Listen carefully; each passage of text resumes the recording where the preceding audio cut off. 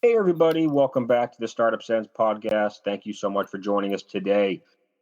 I would like to ask you to do a quick favor. And if you're on iTunes or Google Play, just subscribe to the Startup Sense podcast. That way you never miss an episode. We try to publish daily, so that's 5 a week on average. Cool. So today's interview is with Mike Doyle. He is the co-founder of a company called Rent Like a Champion. The website is rentlikeachampion.com. You might remember them from about a year and a half ago. So fall of 2015, they were on Shark Tank. They did a deal with Mark Cuban and Chris Sacca for $200,000 for 10% of the company. They were in about 30 cities at that point, or 30 college towns. But since then, they've expanded into 100 areas, and they're not just doing college sporting events, but they're really getting into all sporting events. So NASCAR races and golf tournaments and things like that. So we're going to talk about all that in a second. But first, let's welcome Mike to the show. How are you, Mike? Hey, I'm great, Jonah. Thanks a lot for having me on. Looking forward to it. Absolutely, man. So tell us more about the company. Or actually, you know what? First, what were you doing before you started this company? I actually started working on this with my partners when I was still in college. So I was a sophomore in college when I kind of started knocking on doors, trying to convince people to rent their homes out to college football fans for football weekends. At the time, peer-to-peer home rentals was kind of an unheard of, scary thing. Airbnb wasn't really as well known as they are today. So it was a much tougher sell back in the early days. But yeah, I started working on it as a college sophomore. And then when it came time to, I was finishing up school, I started to go down the interview track of, okay, what do I want to do full time? And my partners kind of pitched me on this idea of, hey, why don't we, essentially just take what you've done to grow this outside of South Bend, outside of Notre Dame, and you continue just dropping it into new sporting event venues around the country. So I've been doing it full time since I finished school 5 years ago. Sweet. And how big is the team right now? So we're at about 10 right now, but six full-time people, 4 part-time folks. We're based in downtown Chicago. So the Chicago kind of startup entrepreneurial scene has been a really great place for us to grow the company. Awesome. And how is that team kind of split up? I mean, is it a lot of marketing people, is it a lot of engineers or developers? How would you consider the makeup? Yeah, so it's 4 people kind of on the on the product side. The engineers working on the actual site, and then the remaining 6, I'd say myself, and then 2 that are very very customer focused. One who kind of focuses more on the demand side, so she's working with a lot of the travelers, helping them find homes and rent homes, and then one who's much more focused on the supply side. So she's spending a lot of her time talking to homeowners around the country, getting them signed up and listed on the site, and then the remaining 3. On the marketing side, making sure that we have traffic being driven to the site, both supply side and demand side traffic. A lot of paid media, a lot of our own content that we're creating. So that's kind of how we break up today. Cool. Yeah, I want to talk about all that, but first, let's talk about how did you guys generate? I guess how did you build up the supply side in the beginning, and then how has that changed over time? I'm sure Shark Tank helped, but what else was working? Yeah, definitely. So, I guess taking things all the way back to the very beginning, how the company really got started. So the company was Rent Like a Champion was born out of a very traditional brick and mortar real estate company. So I have, like I mentioned earlier, 3 partners. They had started a company in South Bend where they were actually buying up homes and they were renting them to college students for 12 months at a time. So again, just a very traditional landlord company. And stumbled into this almost, accidentally kind of fell into this business of renting for football weekends when they had a vacancy in the portfolio. They weren't able to rent out one of their homes. They're trying to figure out how do we generate some cash off this so we can pay the mortgage. And they realized that if they put the home up on Craigslist, on eBay, they could sell it as a Notre Dame football weekend rental and really make more in a weekend than they were getting in a full month from students who were living there full time. So that's where the idea was kind of born. From there, it was really a lot of it at the very beginning was knocking on doors, talking to, identifying homes that were very close to campus that we thought would be a great fit. And a lot of those at the very beginning, it was one-on-one conversations, sitting in living rooms. When I joined up, we had maybe a couple dozen homes in South Bend. I pitched my partners on this idea of, hey, I think the model works outside of just Notre Dame. I think this model is applicable in lots of different towns around the country. So it was the summer after my junior year of college. I drove out to Pennsylvania, went to State College where Penn State is located, and really seeding supply in that first new expansion market. I was putting ads up on Craigslist. Hey, I'm staying at this hotel. Meet me in the parking lot at 10 a.m. and I'll give you $10 an hour to help, just flyer doors, knock on doors and drop flyers in mailboxes. So that's how it was at the very beginning. We've gotten that a bit more refined today, where we're doing a lot of hyper targeted digital marketing, where we're focusing in on the zip codes right around stadiums, doing some direct mail. We usually couple that with PR. So it's definitely, I think, gotten a bit more scientific, where we're not spending as much time just banging on doors, but that's what it really was, from day zero. So day zero, or at least in the beginning, it's probably hard to figure out how much you were spending to bring supply onto the platform, because so much of it was just your time and your effort and your hustle. Sure. But now that you guys have kind of, like you said, refined it, digitized it, any idea how much you're spending right now to bring, a new property online? Yeah, it's roughly around $100 is kind of our acquisition cost on the supply side. Cheap. And what we found is that a lot of the markets where we've been the most successful and we are the most active, they're not what you'd consider traditional vacation rental marketplaces. So if you were pitching someone on listing your home for rent in Key West or a lake town with a bunch of lake houses, everyone's very used to this idea of renting out their home to strangers. So it's there's not as much of an education process that goes into it. The towns where we're operating, Oxford, Mississippi, Auburn, Alabama, Tuscaloosa, Alabama, we like to be a lot more hands-on on the homeowner side. So every one of those owners who signs up, I shouldn't say everyone, but the vast majority of them, before they sign up, we're offering, hey, can we set up a 30-minute appointment to have a one-on-one conversation with someone on our team, answer any questions you have, talk to you about how this process works. We want to make sure that our homeowners are very, very comfortable before they go live.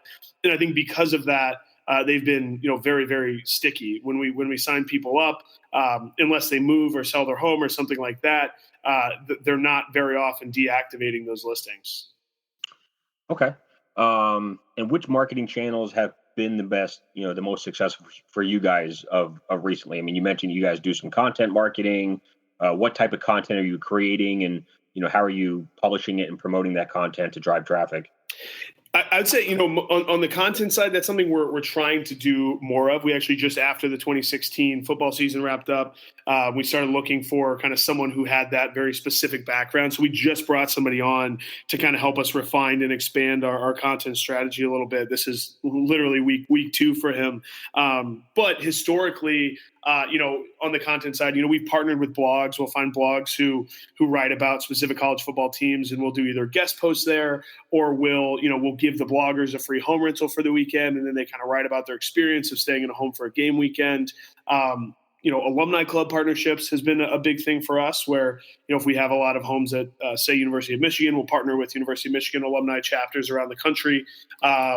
Also done a fair amount of, paid search and paid social, I'd say, is kind of our bread and butter, where a lot of our resources go. On the paid search side, finding people who are specifically looking for lodging in these towns. And then on the social side, getting in front of, folks who are Michigan alums or Ole Miss alums, and they've indicated that they, are fans of the football team and they're posting about the football team, getting in front of folks like that. And then, so those are kind of the main channels. We also do some other things, partnerships with other businesses kind of in our space, be that ticket brokers or tailgating companies or parking companies for football weekends, different things like that.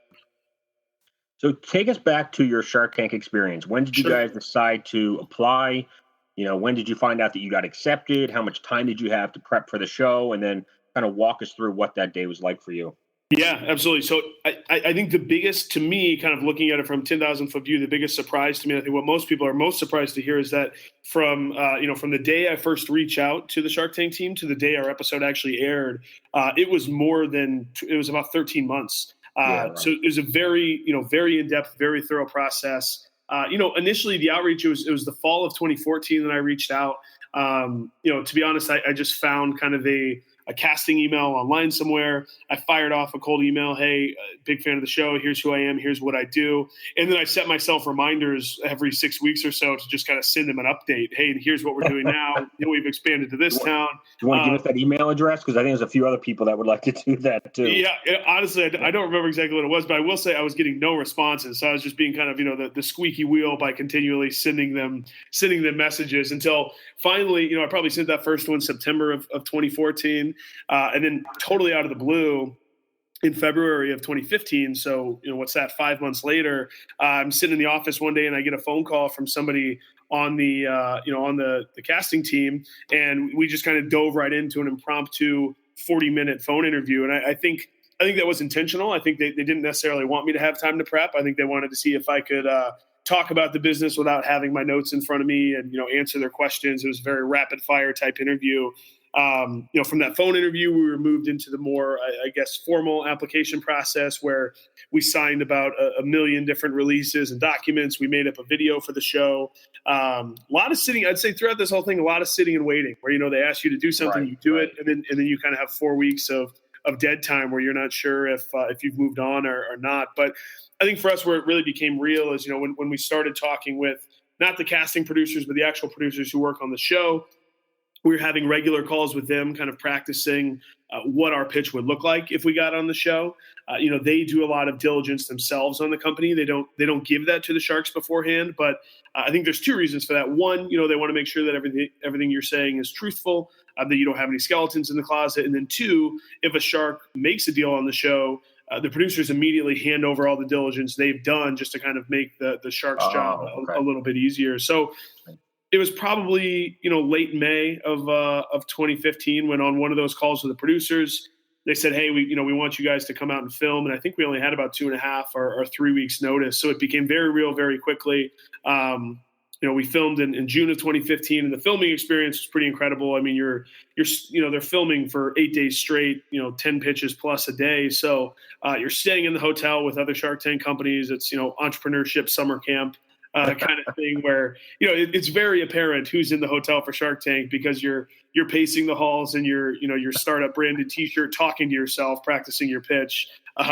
So pretty obvious who's there for that reason. And filmed in June. And then I think, the hardest part was probably that June to October period where we'd already filmed, we made the deal, but we couldn't tell anyone that we had been on the show. And we definitely couldn't tell anyone that we got to deal with Mark and Chris. So we were kind of secretly working with Mark and Chris for 4 months before we were ever able to actually talk about it. So that was a test of keeping secrets on our end. Oh, for sure, right? Because you knew how much of once you made that deal, you knew how much value that was and how much credibility. Yeah. So as you're going out there and talking to people, you can't even tweak your marketing message to let everyone know.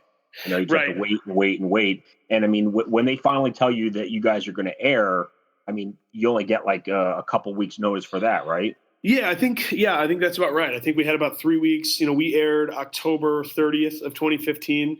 I think they told us, again, probably about 3 weeks before that. And at that point, it's kind of, the gag order is lifted. You're allowed to start doing kind of a PR push. So, tell people that you're on the show. You still can't say you got a deal with, got a deal or who you got to deal with, but you can at least start pushing out, hey, we're going to be on the show. Everybody tune in on this day. So yeah, it was really, we kind of broke it up into almost 3 sections, whereas, section kind of step 1 was all the prep work that had to go in to the actual pitch, to pitching on to pitching the Sharks, making sure we had all, answers to questions we thought they'd ask. Step 2 was, okay, we've made the deal with them, but now actually preparing for the airing. So, making sure that both from a technical perspective that the site's not going to fall over when you get slammed with traffic. And then also, are we doing as much as we can to capture all the value of all these eyeballs that are going to be seeing us? So we ran some promotions to kind of gather email addresses. And, like I said, we had big PR pushes lined up. And I'd say step 3 was then after the show aired. So, okay, what's the after effect going to look like? And make sure that anyone whose information we collected, make sure that we're kind of following up with them very quickly. We knew really the biggest thing coming out of the show for us was on the supply side. So all of a sudden, we really had, call it 25, 30 towns where we had a good concentration of supply listed. And, we didn't really get a lot of just organically someone outside of those towns listing their homes. But all of a sudden you go on TV and 6 million people watch the episode and we start getting people signing up their homes all over the country. So I think the biggest, obviously working with Mark and Chris has probably been the biggest benefit, but close behind it was just that, that exposure getting us this organic supply starting to be built up nationwide. This is Jonah Lepton, founder of the Lepton Group and host of the Startup Sense podcast. Are you struggling to find the right tech team to build your company's website or mobile app? Maybe you've developed a product but need help with your go-to-market strategy, including branding and marketing. Well, stop worrying, because my team at the Lepton Group can assist you with all of those needs. We specialize in helping entrepreneurs and startups of all sizes launch and grow their businesses. For a free consultation, you can email me at jonahlupton@gmail.com or visit our website at leptongroup.co. Did you guys have any problems with the website the night that you guys aired? Really, the night of, we did not, and all credit for that is due to our tech team was really, really great. And like I said, we took that very, very seriously. We started working on it, a month and a half, 2 months in advance, actually more than that. Where do you guys host? So that's another thing. We host with a Chicago company called Server Central, and they were great as far as they've done very, very well. They've been very successful, but they were a Chicago startup just a few years ago. So they like kind of giving back and, paying it forward a little bit, helping the Chicago community. So we had access to, they host some big sites with, huge traffic events. So they've been around this block a few times. So we got access to their engineers. We got access to some, really kind of fancy hardware that we maybe otherwise wouldn't have been able to afford, really just because they wanted this to be successful for us. They wanted to help us make this, make this into a big deal. So they were great to work with, that night, and then really ever since as well. When did you guys approach them and be like, we think we're going to get a spike in traffic sometime soon, but we can't tell you when or why? Yeah, what was funny, as so you sign all this paperwork that you won't tell anybody, and it becomes kind of quickly apparent how difficult that's going to be, because it's like, well, okay, there's an extra $200,000 in the bank. I need to tell my accountant what that's all about. Is that okay? And then it's like, well, our lawyer needs to review these documents. So the circle of trust is kind of ever expanding. I think with them, we kind of, we're like, hey, we're going to have a national television event. We're expecting a lot of people. We think it's going to happen in the fall. They were good about not prying. I think they probably had an idea as to what was going on. What else can you kind of tell us about? This has been a 5-year journey for you. Obviously after that deal, the Shark Tank deal kind of changed a lot. Sure. What's it been like working with Mark and Chris? We all know Mark and Chris from Shark Tank, from, Forbes articles. I've been following both of them on Twitter and Facebook for many years, but you've gotten to work with them kind of, one-on-one. What's it been like? Yeah. I think for me, the thing that's been most impressive, and then also that I've appreciated the most, is just how accessible they are.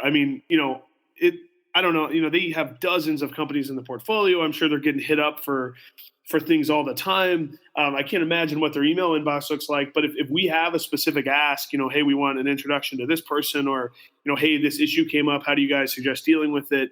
If we're going to them with asks, you'll hear back within a couple hours. Sometimes with Mark, it's 10 minutes. So, I think coming out of the show, there was just a big question mark on our end about, okay, how involved are they going to be? Obviously, they're very busy. Maybe it's a check and we don't hear much from them. And that would probably be understandable just because they've got so much stuff going on. But it's very much been the opposite, where, they're very hands-on. I think obviously they've been as successful as they have because they're, hyper competitive guys who want to succeed. So, if once they kind of invest in something and they become part of the team, they're going to do whatever they can to help you improve the business and to help you grow.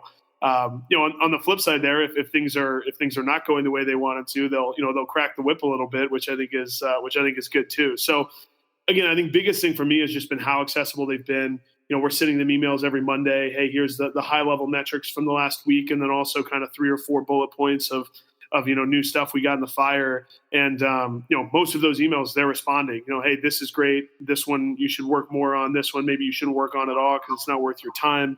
And just kind of having that real time dialogue with them has, I think, really, really helped us. Well, certainly where you guys add a ton of value is, college football, golf tournaments, racing events. Each one of those kind of happen in, more rural areas where there's not a high density of hotels or other, accommodation type places. But are you guys getting into, like I'm thinking March Madness is coming up, right? So you're going to have a ton of people coming into cities for that. We just had the Super Bowl. Are those events doing anything for you guys yet, or are you kind of staying away from them for now? Yeah, not as much. We're trying to be. Clearly, if somebody wanted to sign up, we had some homes up for the Super Bowl. We have some homes up in bigger cities, and if somebody wants to sign up or not, we'd love to have you on the side, absolutely. But we've tried to kind of maintain our focus on those events, to your point, what you just said, those events that are located in these kind of smaller towns or these more rural areas, just because that's where we view kind of a lot of the green space where there aren't as many people addressing that. Whereas, we're based in Chicago. Airbnb has thousands and thousands of listings in Chicago. So if we were trying to do Chicago events, we'd be going in much more directly in head-to-head competition with them. So we're kind of finding these places where there's not a lot of people doing this, to be honest, and carving off those and claiming them as our own. Cool. What are your big goals for 2017? I mean, either personally or for the company? Yeah, I think one thing, about 2016 that I was really happy about, I think has been really exciting, is the growth in non-college football markets. And you alluded to that a bit. I think for the first several years of the company, we always knew that if we wanted to get to the level where we want to be, we're eventually have to kind of broaden our scope a little bit, right? And stop being solely a college football rental company. But, we were stretched so thin and then we didn't really have the bandwidth, and we never, I don't want to sound like we're making excuses, but we never really made that happen. And 2016 was really the first year where I felt like we were at a really good point to do some of those things. And we made some great progress, got some great traction outside of college football. As Jonah, before we started here, I was telling you we're officially partnered with 8 PGA Tour events where we are their private home rental provider. So we're doing rentals for professional golfers, for the caddies, for sponsors who are coming in. We're starting to expand now to different NASCAR tracks around the country, places that hold 150, 200,000 people, but, they're well outside of any major city center with a lot of hotel density. So I think that for us to kind of continue our growth story, it's going to be really important for us to continue to find these opportunities, find these big events, and, get into these markets, both from a perspective of kind of widening out and making bigger the total addressable market, and then also leveling out our seasonality where we're not relying on 3 months in the fall for all of our business, because everything we do is surrounding college football. It's nice to have events going on year round, where at any given time you have people checking in and checking out of your homes. I mean, I have friends that do real estate investing now exclusively so they can rent out those properties on Airbnb. That's how Airbnb has changed the industry. Are you guys seeing any of that in your business?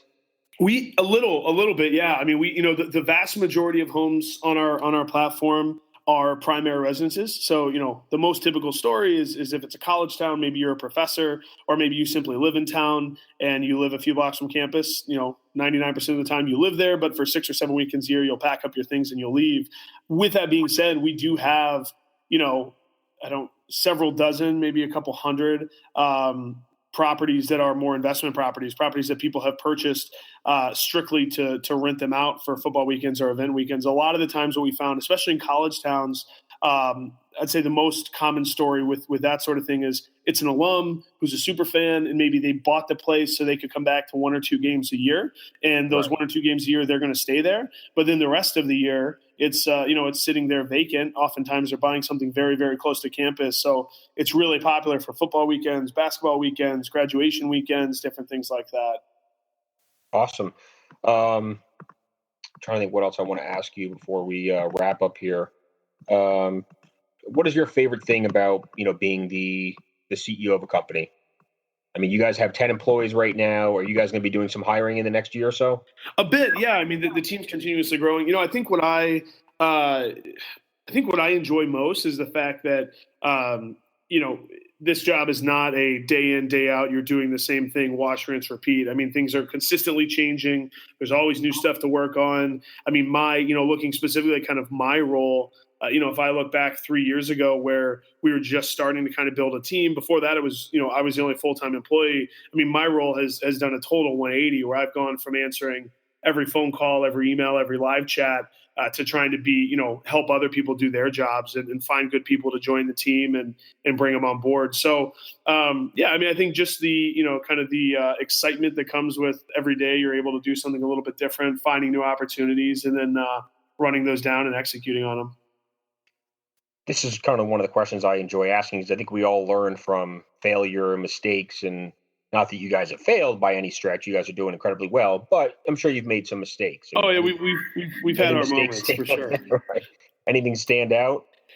Yeah, I think the biggest one, and this is kind of this maybe will sound like it runs afoul of what I just said of, we have, new things going on. But I think we kind of learned a lesson pretty early on about trying to do too much too quickly, where, kind of the classic biting off more than you can chew situation, and you do 20 things poorly as opposed to 5 things well. We, I mentioned earlier, kind of our first expansion outside of South Bend was to Penn State.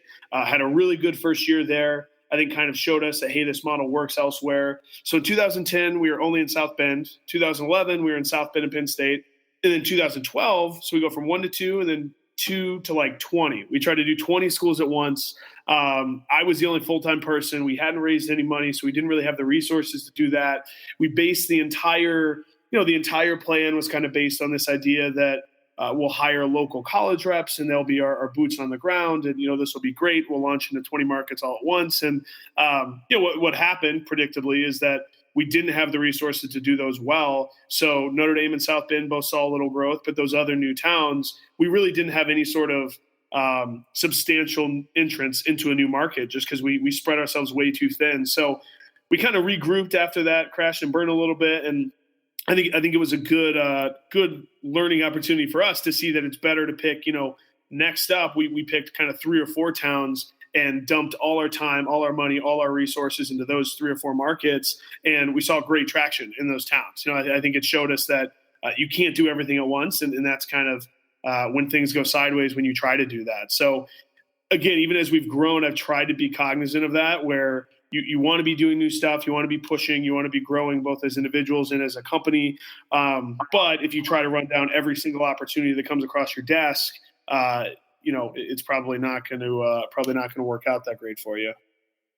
This is a question I typically ask, and it's almost impossible to answer, but I'll throw it out there and see if you want to attempt it. Is, where do you see you guys going from here? I mean, can you build this, or do you want to build this as an independent company over the next 5 years? Or do you think you'll be an acquisition target at some point, either by an Airbnb or one of these, vacation rental conglomerates like was it VRBO, I think, or one of the hotel chains that realize that you guys are creating a new niche, and you're in areas where they don't have hotels and they want access to that. So what do you think?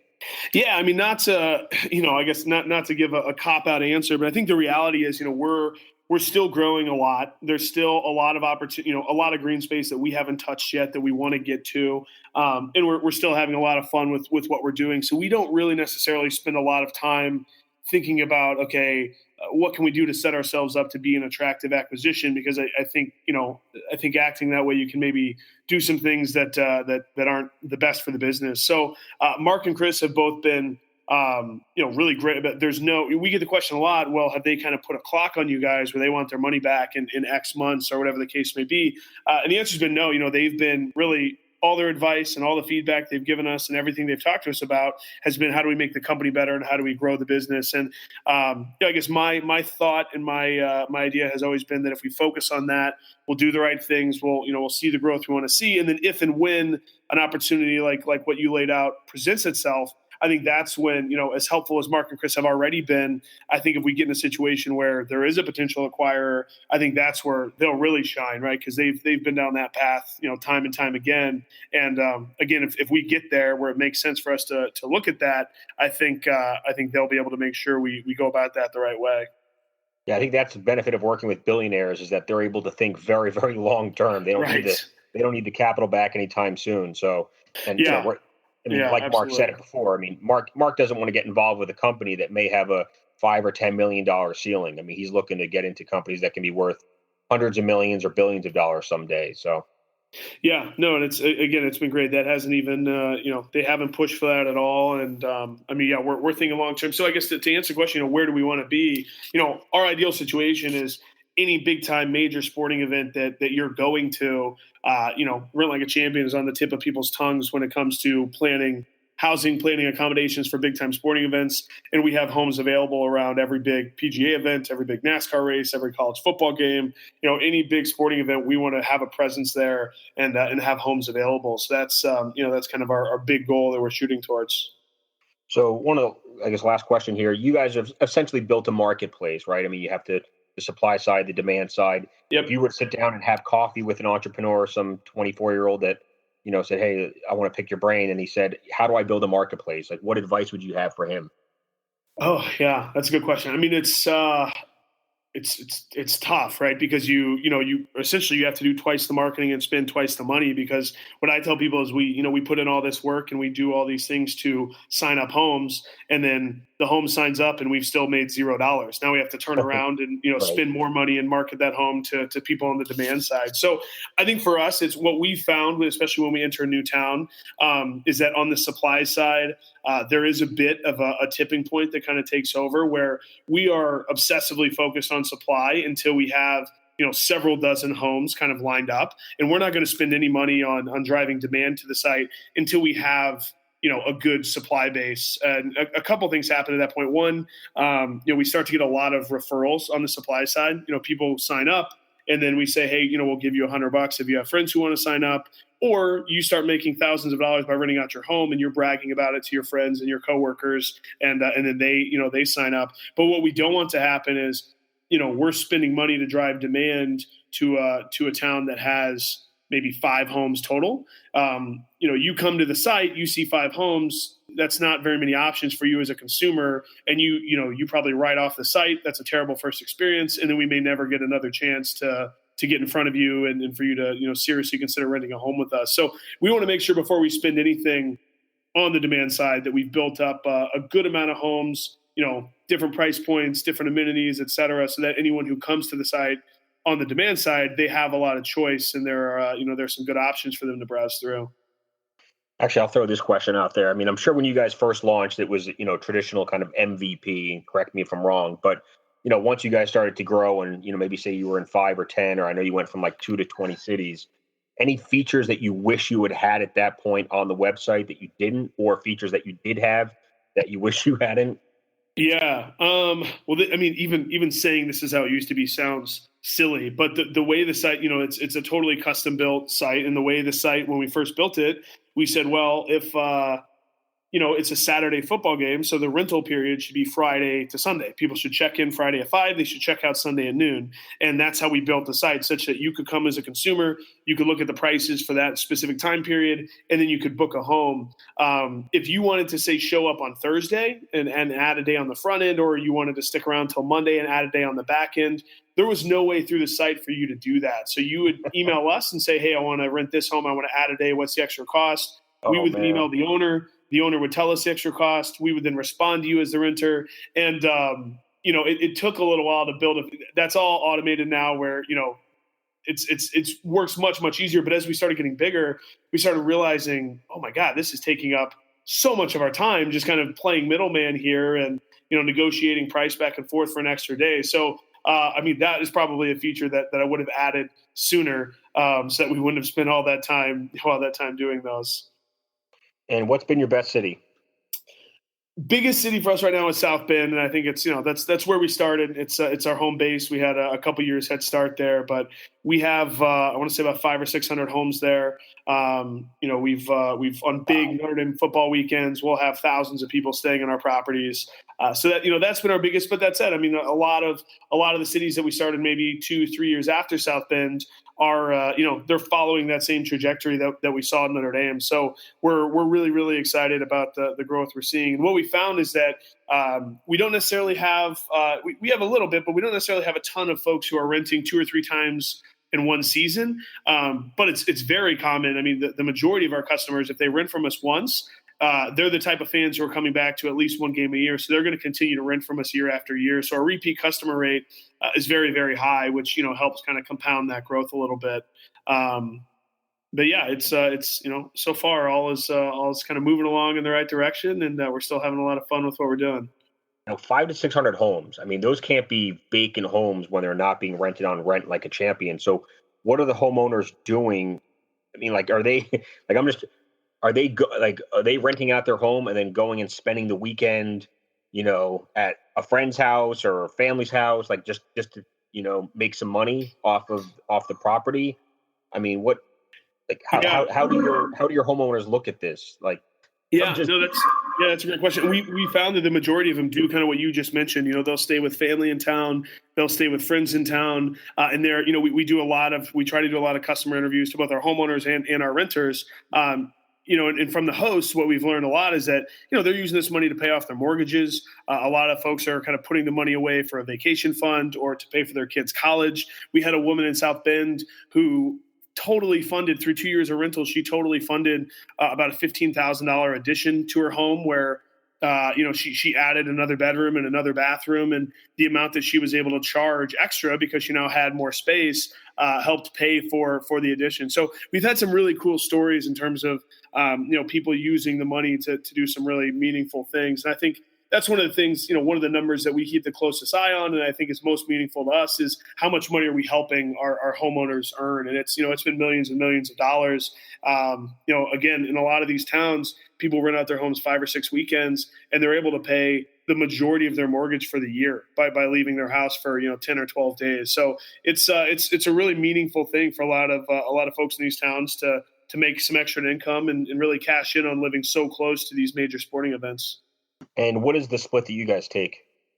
So we take from the owner 15%. So if you list at $1,000, $1,000 a night, we'll take $150. So our average homeowners are earning, I believe last year it was around $1,400 per rental is kind of the norm for what the homeowners are taking away.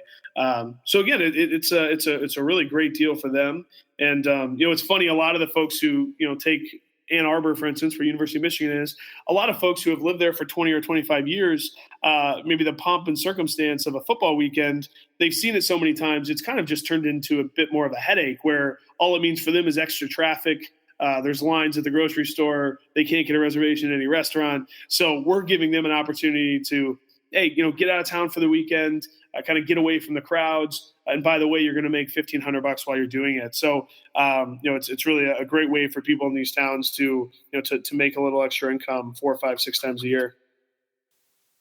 I promise this is the last question. Yeah, no problem. What is the single best piece of advice that either Mark or Chris has given you? Ooh, that's a good question. I think, as I said, I think a big part of us getting outside of just college football and getting into more markets and more verticals has been at their urging. So I think they've been really good at kind of pushing us to think a little bigger. Obviously, they've been involved in some very big companies. They've seen kind of, I think, the mindset that you have to achieve really big things. So they're constantly pushing us that, hey, this event is going on in this city. It works for your model. Why aren't you guys there? Pushing us to think about this model that we've built and kind of this machine that we've built. Where else can we drop it in? And always kind of just have that growth mindset. Clearly everything you try isn't going to work. You're going to strike out maybe 6 or 7 times out of 10. But you got to kind of keep trying those things to find the one that'll really pop and move the business forward. Awesome. Well, let's end it there, man. I really want to thank you for your time. What is the best way for the audience to, obviously the website, rentlikeachampion.com, and where can they find you on social media? Yeah, so we're on Facebook, Rent Like a Champion, Twitter @RentLikeAChamp. If anybody's interested in either renting a home for a football game, golf tournament, whatever, or you live near one of these places and you want to list your property on the site, we'd love to hear from you. You can get in touch with us through the contact page on our website. Any specific cities that you're really trying to build up right now, find more supply? Yeah, it's really the PGA and the NASCAR events for the first kind of half of 2017 are a very big push for us. So we're really trying to build up inventory around those places. If you live in those areas or you have any friends who do, we'd love to chat with you. Awesome. Thanks, Mike, for your time. Wish you guys the best. Sounds like you guys are off to an amazing start, and feel free to come back anytime. Give us some updates. All right. Thanks so much. I appreciate it, Jonah. You got it, man. Take care. Bye. Yep. Bye.